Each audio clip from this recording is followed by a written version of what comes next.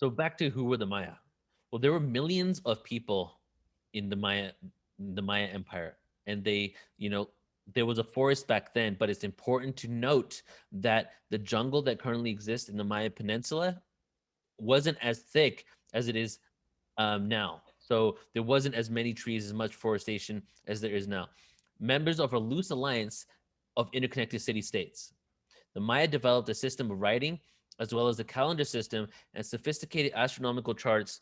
They built amazing structures such as in Tikal and in Chichen Itza, as well as roads, reservoirs, irrigation networks, and terraced fields.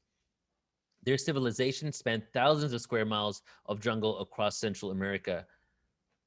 And here are just a few images of certain areas. We have the one with my wife and myself is in Uxmal. Then the next one here, the big one, is in Kaba. We're going to go through each of these individually. And this one at the bottom here is also one in Kaba that I took. In order to really have an understanding and conceptualize the position of the Maya and where they were, it's also important to note the tribes that were around them at the time. There were multiple tribes, and some of the tribes actually became a part of the civilization. But to talk about, the three most notable and well-known tribes, we do have the Olmec that date back all the way to 1600 BC, and their civilization went till 350 BC. So they were around, existing for around 1300 years. A lot of that time, they were actually coexisting with the Maya. The Maya had already been around for 1,000 years at least when the Olmec actually appeared in that area. And then the Olmec existed with them for hundreds of years, 1,000+ years. So the Maya Empire we have here from 2600 BCE up until around 900 CE, which is the Maya Empire. And they migrated from the south. So we see that there's a trajectory of the Maya coming in from the south, from South America, going north, and they adopted a shared cultural wisdom with the Olmec. So there's a lot of trade going on between them.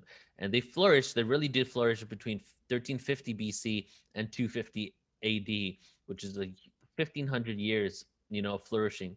And in 900 CE, we see a rapid decline of the Maya Empire.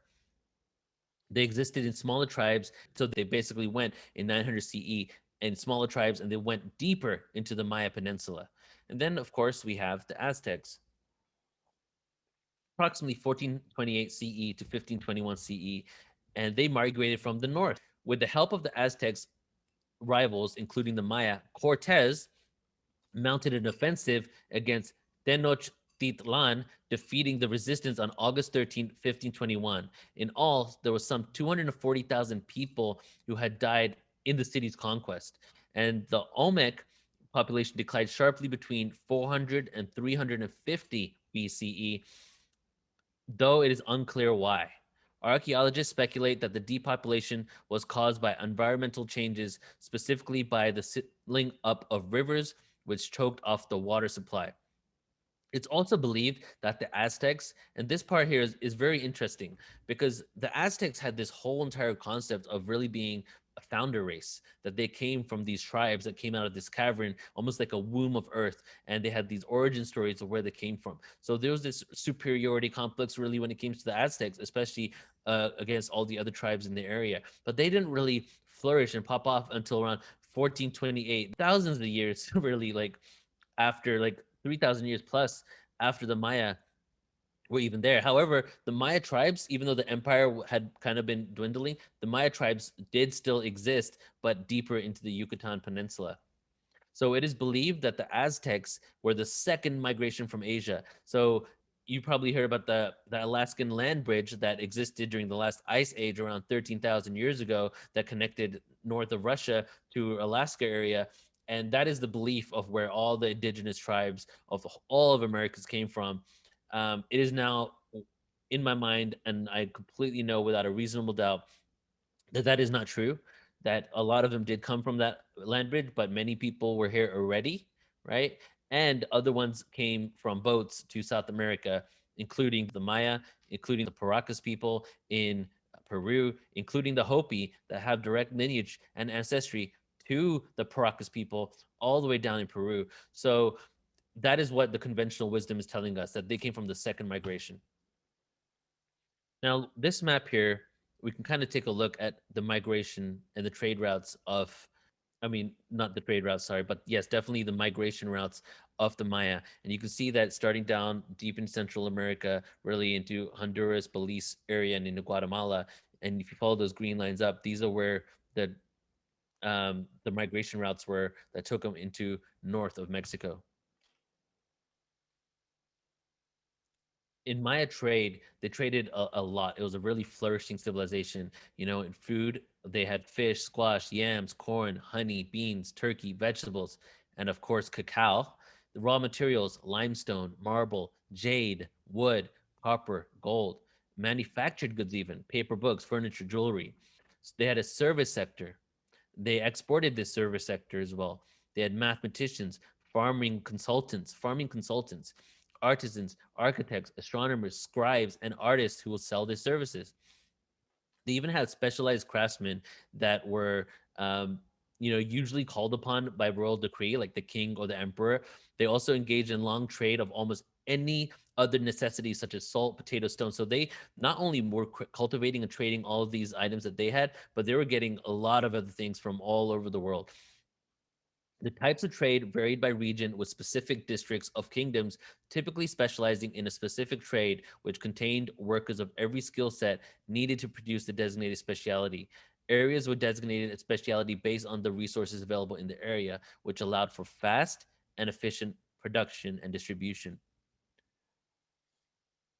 So that is very interesting to note, that what was actually happening was that not only were they, have trading and has specialized craftsmen that mostly would be called upon when there was an issue that was occurring in the Mayan civilization, and the royal decree would say we need to solve this issue.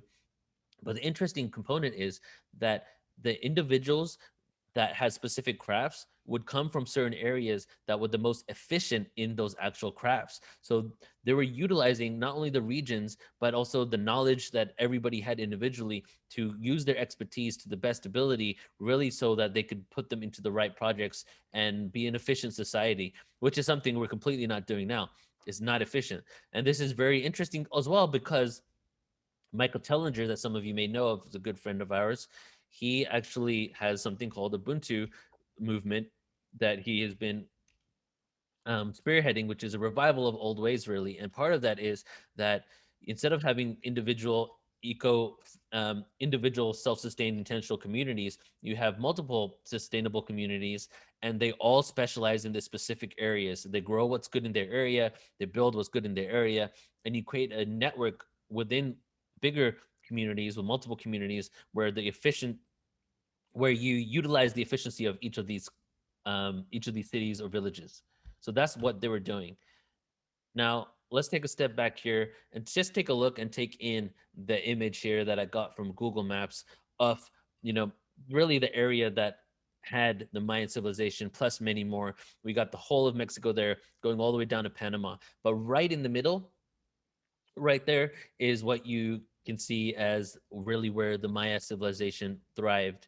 And you can see I have a little star there in in Playa del Carmen because it's like such a beautiful place that I'll go back to. I think I marked it down when I was over there.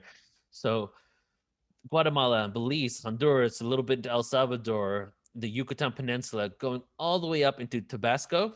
If you can see this right here, and then Chiapas right here. The excavation of these sites, again, the jungle was not as thick as it is in ancient times. Small sites are connected and a bigger part of cities. So the right now, if you were to go down to Yucatan and explore multiple areas, you might find ruins that are near larger sites. And it seems like they're separated because you have so much jungle, so much trees. But back in the day when they were in use, not only were there not as many trees, but many of these other structures that are being found were actually part of the bigger city. So these cities are much larger than you can even imagine. And I'm going to show you one specific example of that, at least today, when we go to Kaaba, that we just have this small little area that's excavated, but there's all these pyramids within the jungle around it, and you can't even go to it. And some of them are on private land. So somebody else owns the land, so you can't go to it, or they do private tours only where you need to pay maybe a higher amount just to go see it. There's also previously undiscovered sites being found almost every year.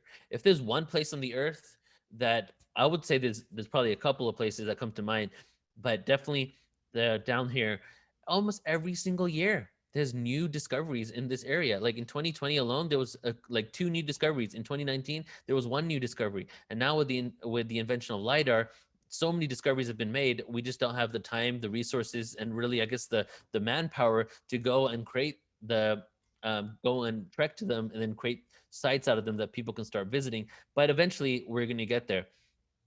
So the question is, what are we going to find inside these sites? There's so much more. If at least 50% of these sites are unexcavated, unentered, what are we going to find inside of them?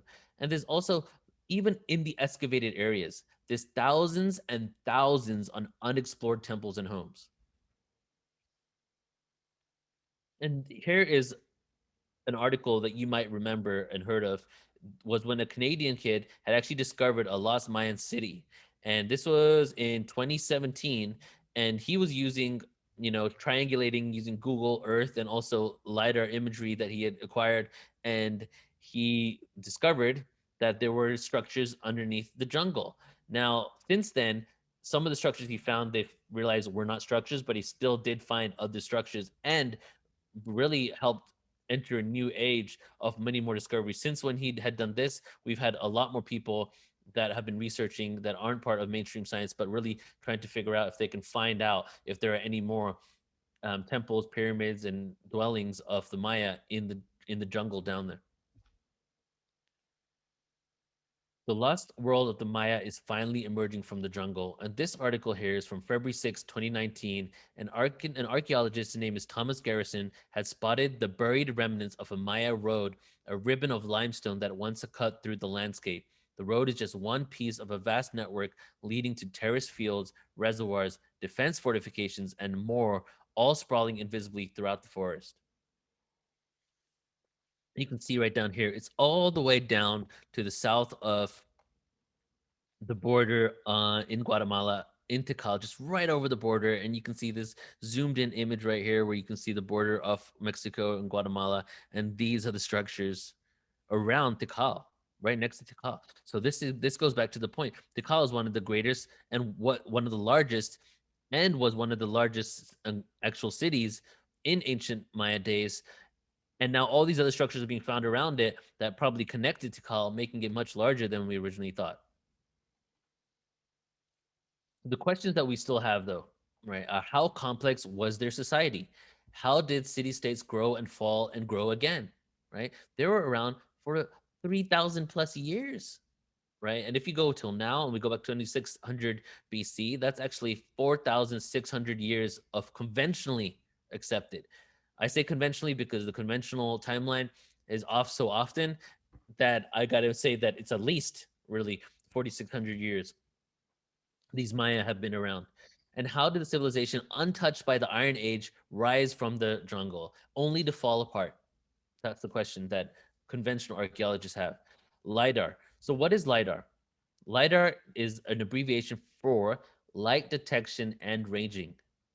It bathes the jungle canopy in a stream of laser beams delivered from planes flying above. As the light bounces back, it creates a precise map of surface contours beneath the forest canopy. So right now, since LiDAR has been out, which has only been a few years, there's been 60,000 structures found in Guatemala alone. 60,000 structures. These discoveries are suggesting that Central America supported a civilization that was at its peak 1,500 years ago, more advanced than ancient Greek and Chinese cultures. That's saying quite a lot there. And here is a beautiful LiDAR image that you can see how it kind of looks when they're finding these structures. And this is an unexcavated area deep into the jungle. I think this is in Guatemala. And you can see here, look at all of this and the road that's connecting it to multiple areas. So soon enough, a few people have gone to these some of these sites, but there's a lot of jungle and it's not really safe to go to. And definitely the tourism of Mexico aren't going to let regular tourists go there because they could get hurt or injured and they don't want to be liable for things like that. So eventually it will be a site that we can visit. But therein lies the question once again, what is in these structures, right? What more can we discover about these people in their ancient past?